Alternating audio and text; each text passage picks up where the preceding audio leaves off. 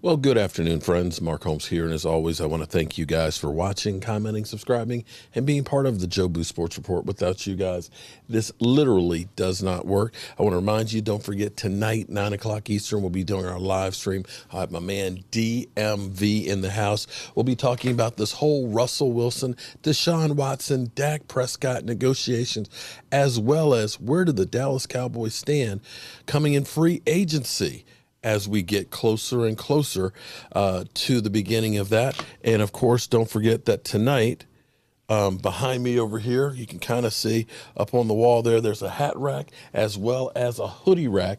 For those who've been doing the super chats as well as the donations to help out the channel, we're going to be giving those things away tonight during the live stream. So be sure to tune in tonight and so we can figure out who's going to be the winner. So we have some news here. It's funny to me because we sit here and we think about paying Dak Prescott and that contract and how much it's too much and how it's going to hamper the team if they pay Dak Prescott. You know, people will go through and say, you know, is he worthy of being paid like one of the top 3 players in the NFL and so on. But I keep trying to let you guys know that as you go through, as you think about Matthew Stafford, who was once the highest, Jimmy Garoppolo being the highest after 7 starts. Let me say it again. Jimmy Garoppolo after 7 starts was once the highest paid quarterback in the NFL. We're talking about Kirk Cousins. We're talking about Derek Carr. We're talking about Matt Ryan, as well, of course, as Russell Wilson. Understand that's the nature of the beast. And the reason being is you're stuck in looking at today's dollars and you're not looking at the inflated dollars. That's the bottom line. And here's where the dollars are really going to explode. Right now, Disney, which is the parent company of ABC and ESPN, has basically got an agreement in principle with the NFL. See, what the NFL is working on right now is the television contracts. They want to have it in place before the beginning of the new league year, which will be the 17th of March. One of the reasons why I think you haven't seen the salary cap number finalized is because they're still putting things in place. To give you an example, and as we sit here and think about, you know, with the quarterbacks, that there is actually inflation because the numbers keep going up because it's all tied to the revenue. Yes, the salary cap went down this year because we didn't really have fans in the stands, but there's new money coming in from gambling as well as the television contracts. So what the NFL wanted was basically 100% increase on the television contracts. Basically, most of them are paying around $1 billion a year. ESPN paid more because they had the television rights and everything else with ESPN, as well as Monday Night Football. Well, now they're going to have a Super Bowl again for the first time in 15 years. And it's looking like they will be paying 30% more. Let me say it again, 30% more for the television package this time around than they did last time. Now, you go to NBC, we talk about CBS and Fox Sports, they're doubling the amount that they're paying for their NFL packages. So as you look across the board, which actually will bring the other ones more in line with the money that ESPN is paying, they pay basically half of what ESPN paid for football. So from the standpoint of getting more revenue and more money, this will be huge.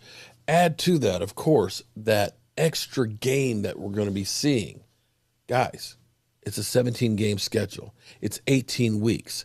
That right there is a 18th more income just for that extra week of football. So as we go through here and start trying to say you can't pay Dak, understand in the next couple of years, whatever that contract's going to be, whether it's 35, 40, 42, 2 years from now, it's going to seem like a bargain in the same way that it looks like it was a bargain if we signed him at $30 million 2 years ago. It's the nature of the beast.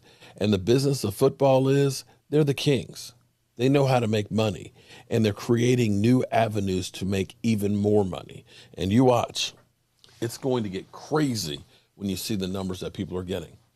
In my mind, again, I'm just a guy who, you know, has a day job and a voodoo doll. In my mind, the Cowboys are actually going to look like they're ahead of the game a year or two from now when you look at what the compensation is going to cost next year for players. Already, DeMarcus Lawrence, when he signed his contract, we thought, oh my God, you can't pay him that much. But take a look. What do you think TJ Watt is going to make? 27, 28 million a year? All of a sudden, DeMarcus Lawrence's number doesn't look quite as big.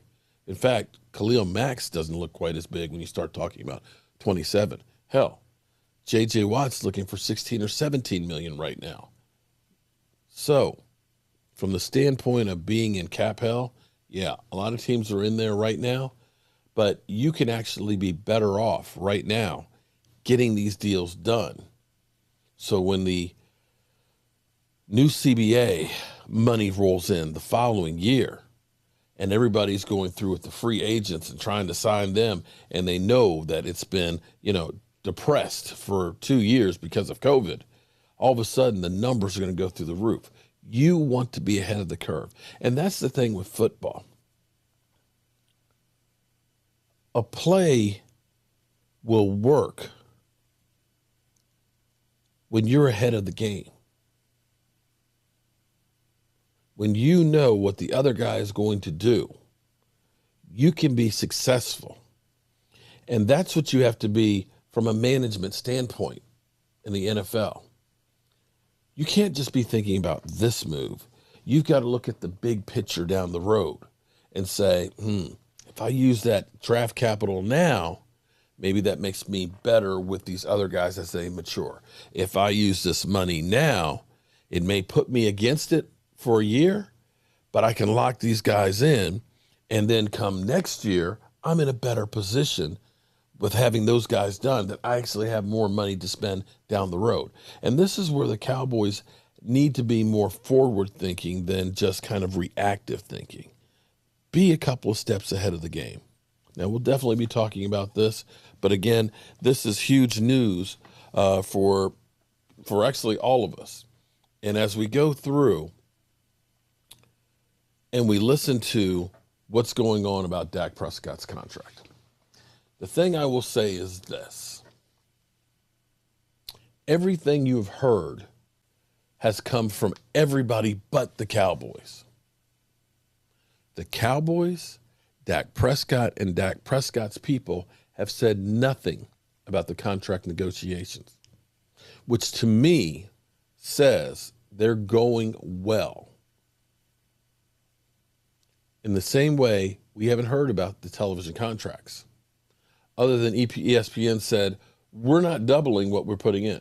Basically, they're broke ass. They don't have it to put into it. They've been laying people off. But the NFL will have that deal in place in the same way they had the CBA. So the fact that I'm not hearing anything from Dak, not hearing anything from the Cowboys, means they're still talking. And I think the deal gets done. But then again, what do I know? All right, see you tonight. Peace.